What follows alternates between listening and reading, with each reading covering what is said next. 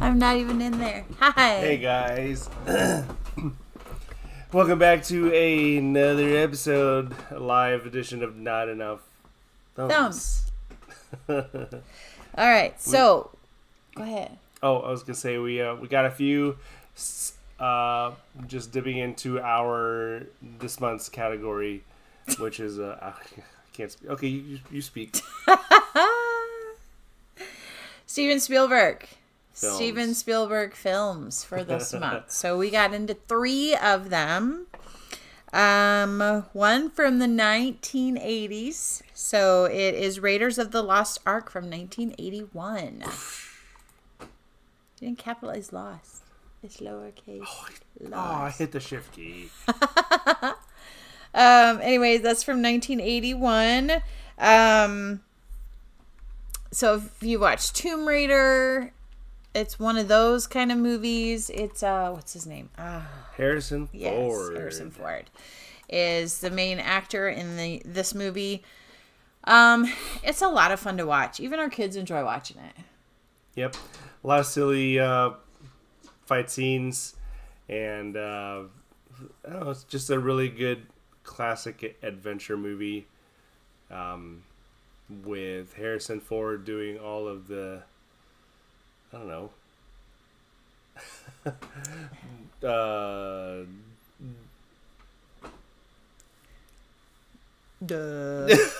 What are you talking about? I don't know how to describe it. I'm at a loss for words tonight. Really? He hates snakes. So I think that's pretty funny, given the adventures that he goes on. Snakes are his thing. Yeah. The scene with all the spiders crawling over the guys, that kind of gave the girls the heebie-jeebies. Yes. Oh, so many spiders and snakes and creepy crawlies and giant, perfectly round boulder, because that would happen. Totally natural, organic. I like the was it the gun versus a sword fight? The guy comes out whipping his sword around, and Harrison just goes gone. It's pretty funny. That just kind of shows modern weaponry versus antique weaponry. They just you can't use one against the other. It's not compatible. The guy was pretty confident in himself. He sure was, whipping that thing around like he was going to hurt somebody, and then he was gone. Apparently that was improvised. So yeah, I guess. Yeah. Guest read somewhere that Harrison Ford was sick that day that they filmed that, so he was just trying to get the scene over quickly, so he improvised and shot the guy. It was supposed to be a little more of a drawn out deal, but well, he saved some time. yeah, I guess so. Yeah. Pretty funny. Okay. So this one is set in Cairo, Egypt, if you don't know where Cairo is. So they kind of, you see some of the old pyramids, Egyptian-y stuff, and all that kind of good stuff. One of the famous scenes is when he is stealing the treasure from this booby-trapped cave, and he is trying to swap it out with something of equal weight. And he has to do this very carefully, otherwise he's going to set off traps. Yeah. Now, it's a really famous scene that has, propagated all the way through early 2000s in this film called Boss Baby. And so if you've ever watched that, they do something really similar, except with a manila folder filled with papers and a paper clip. Yeah. So it's really interesting to see how certain scenes what's the word I'm thinking of? They make it into pop culture and just go from generation to generation, and it just looks a little bit different. Let's see, what was the other one? The other one was we're gonna need a bigger boat. That was from Jaws. That's used. You hear that a lot. You hear that referenced a lot. Okay, yeah. So, classic. I don't know about the other films yet, about the other Indiana Jones films, but this is one of the better ones. What would you rate it? 9. 9? Wow. Okay. I like it. I was gonna say it's a classic. I was gonna say 8. Yes, it is a classic for sure. Yeah. So 9 for me, 8 for him. And I like Harrison Ford. I do too. He's a really good actor. Yeah, for sure. Okay, so that is Raiders of the The last arc. It's late, y'all. Central Standard Time. It's almost 11 or after 11. Cool. Raiders of the Lost Ark, 1981. So the next one was a little weird. We thought it was weird.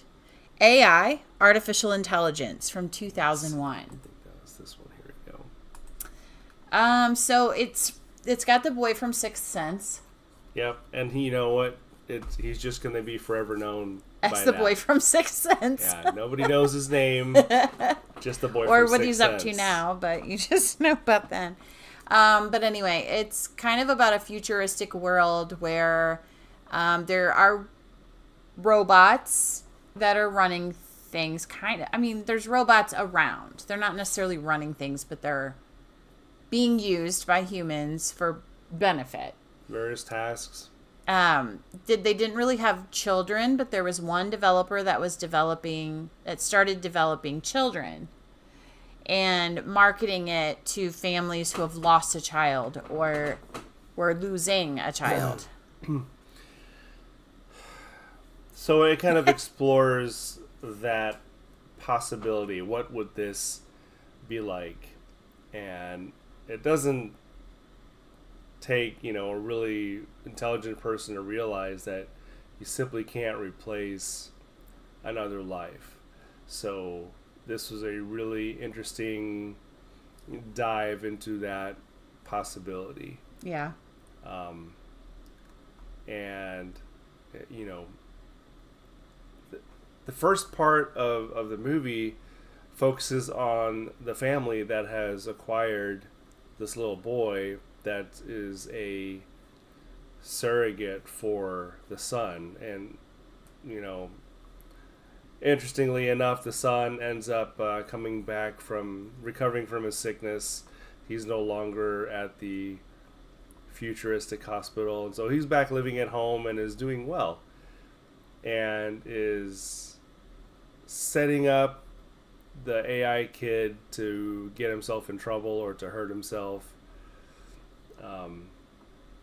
And then once it switches away from that, then it is all about the AI making his way and trying to find, because he struggled getting the love and attention from the mother. That was the special thing about this robot, is that it, quote unquote, could imprint on somebody. Yeah, and then, never leave them or always want to be with them. And yeah. I don't know. That just seems super creepy to me. Very. Doesn't it? Very, very Black Mirror-like. Yeah. Yeah. Very much so. So, I don't know. Just very strange. Yeah, so the second half, now that the kid is on his own, he is making his way trying to find the blue fairy, literally the one from Pinocchio that was read to him by the mother, because the blue fairy could make him a real boy. And so probably 2/3 of the movie is about that. And then it gets into the third act where it's 2,000 years later. Aliens finally found us, or finally decided to land there now that all of crazy humanity has been, wiped out. Mm-hmm. They stumble into the AI and they give him his happy ending. That's kind of it. I don't know. That's where it got weird for me. I don't know what you thought about that part. Yeah. Just really strange. I don't know. It seems that everything futuristic, whether it be cars or the cars were cool furniture, looking. The cars cool. The cars were cool looking. Some of it seemed kind of impractical. Yeah, for sure, but they looked cool. Yeah, they look cool. Like maybe that's just what they were doing. What happened to the prediction of us having flying cars? Shouldn't we have had it by now? Back to the Future was wrong. So wrong, apparently, because we should be flying now, and we are not. Multi-layer highways. We are not. We are still using gasoline vehicles. Yeah. I mean, yes, some electric pieces of crap are out there, but... Go gas. We'll stick with our gas. Till you give us a flying mobile. Yeah. We'll talk. We'll talk. Okay, so rating this one. Ooh. I mean, it started good. It started intriguing, I should say. That's a good word. It caught my attention. That's a good word. I wanted to see what was going to happen. I thought for sure that the AI boy was going to be some killer boy, that he was going to kill the other boy or something, because he was taking his mother. Yeah. But he didn't. I mean, he wasn't. It's like he wasn't programmed to be... Like, he didn't have any programming in him to be evil. Right. Which, you know, there's other movies like, what is that? The one that Will Smith is in. Where they, iRobot, where they all just kind of become evil, even though they weren't programmed that way. Yeah. This one was not like that. He was not. I mean, he ended up causing harm in some ways, but it was not intentional. It was kind of a protection thing that was put into him. Yeah. But nothing was intentional. He never tried to hurt anybody. And he tried to stop the real boy from doing some things that he wasn't supposed to. So. Oh, did you rate it? No, because I'm still... I don't know. A 7, I guess. Yeah. Yeah. It's quite long. Yeah. I think it's quite long for what they have to show. I think it could have been condensed. I like some of the bit. story in it. I like when the... I don't want to call him a hooker, but that's kind of what he was, robot. The gigolo. The gigolo robot befriended the boy and really tried to help him until he was taken out. And I like that Teddy Ruxpin, well, not Teddy Ruxpin, but Teddy, the iRobot, is in it. And he's really, really cute.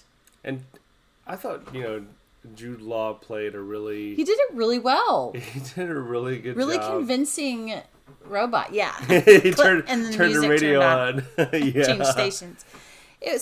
7. I say 7 is a good rating for it. Yeah. Yeah. I agree. Okay. All right, there you have it. That's AI, artificial intelligence. And then the last one, another, not oldie, I guess. It's more recent than the other two. The BFG from 2016. Whoops. Oh, you clicked the wrong one. The BFG from 2016. So this one you can watch on Disney. It stands for Big Friendly Giant. BFG. Yep. And it's based off of what's his name? Ronald.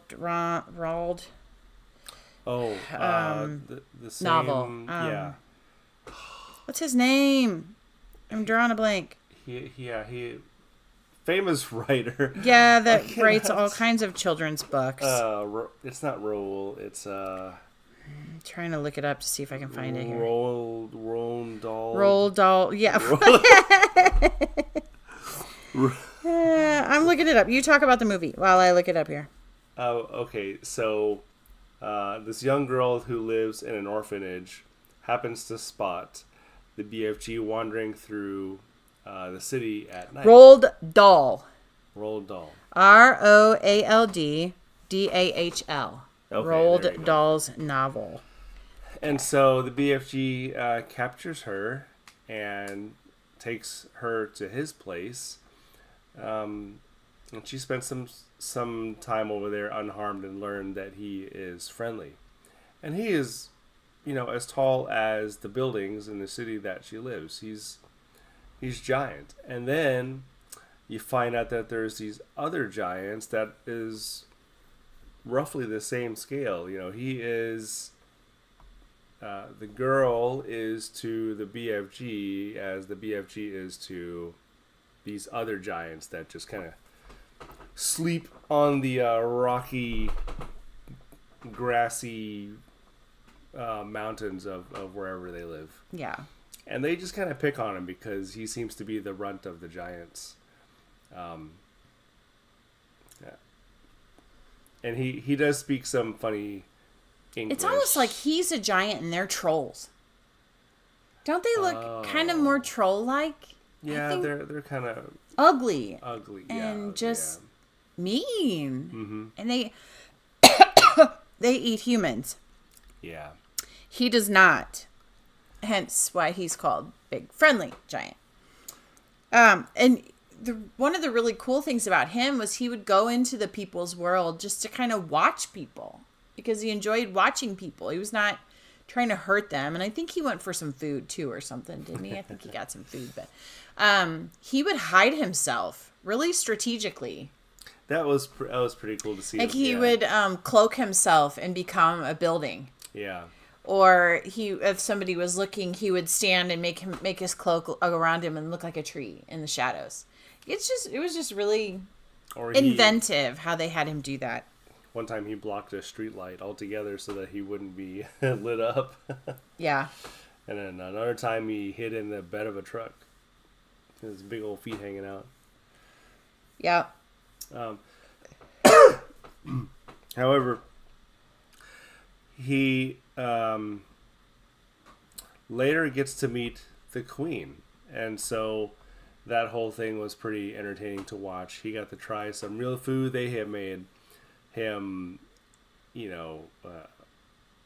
plates and plates of food that was enough to feed 50 people. And they gave him a pitchfork, a sword, and a shovel for his silverware. Yeah. And the Queen just ordered her crew around just to be, very, treated him kindly. They were very courteous to him, and so that was his encounter with the Queen. Yeah. But how did it end? He just went back home. I'm drawing a blank how it ended. Yeah. So he trapped the girls, Sophie's wish, or her dream, I mean, which was a nightmare at the time, or she didn't understand the dream. Oh. And so he had trapped that. And so at the end, when she was finding somebody to love her, like a family that would take her, because she was an orphan. Mm-hmm. So when there was, the Queen's helpers, I guess, is who ended up adopting her.